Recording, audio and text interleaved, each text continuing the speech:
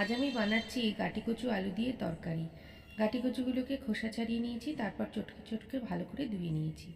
দিয়েছি মিডিয়াম সাইজের একটা আলু।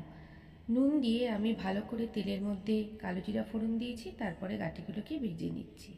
আমি কিন্তু এটাকে সেদ্ধ করে নিই না, কারণ সেদ্ধ করে নিলে এত হড়হড় করে, অনেকে কিন্তু সেটা খেতে চায় না।